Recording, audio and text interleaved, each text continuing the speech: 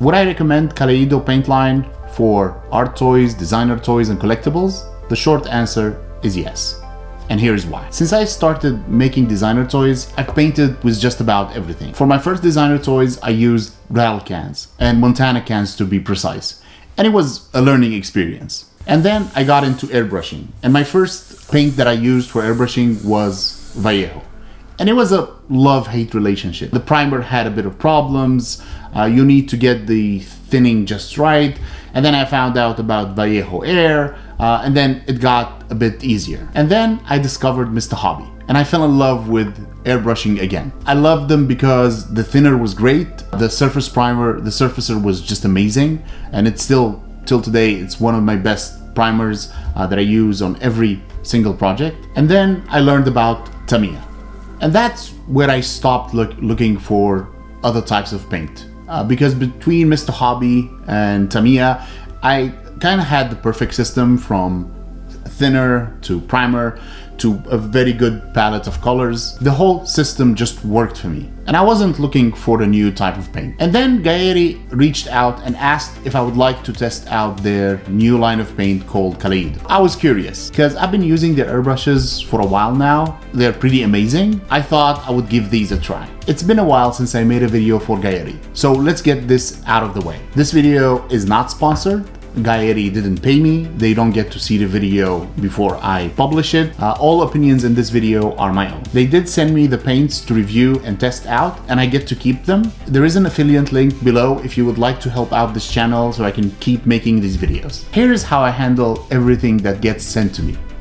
Airbrushes, paints, 3D printers, all of it. I don't make a video until I've used it in a real project. Something I can actually sell to a collector or a prototype I could send to a client. If it can't hold up to that level, I don't bother making a video. So that's the bar these paints had to clear. Let's talk about the paints. They're super easy to use. They come pre-mixed in a bottle and you can use them straight out of the bottle without worrying about thinners or anything else. And every bottle has a mixing bowl. So I don't have to open up 20 bottles and put a mixing bowl in each one. Every second I can save, it really helps. This might not be a big thing, but they smell absolutely lovely. And it's important when you're sitting there working with that paint, it helps to have a nice smell. With that said, make sure you're working in a ventilated area, wearing a mask, especially if you're doing long sessions of paint.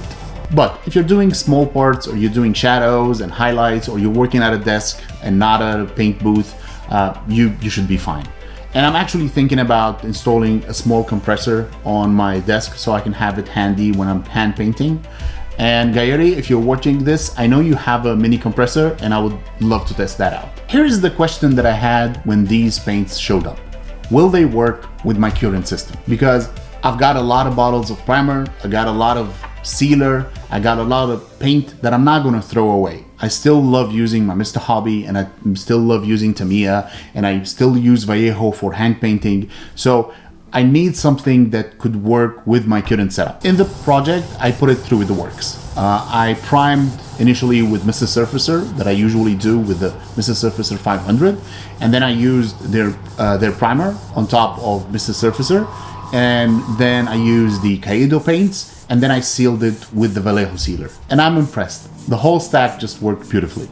No reaction, no lifting, no problems at all. The paint just lays down smoothly, it has a beautiful texture, and not once, not even one time in the entire project did any of the airbrushes spit or clog. And I'll say it plainly, these are some of the easiest paint I've worked with. When Gaahleri first launched the Kaleido lineup, it was pretty limited. We didn't have a lot of palettes, we didn't have a lot of different types of paints.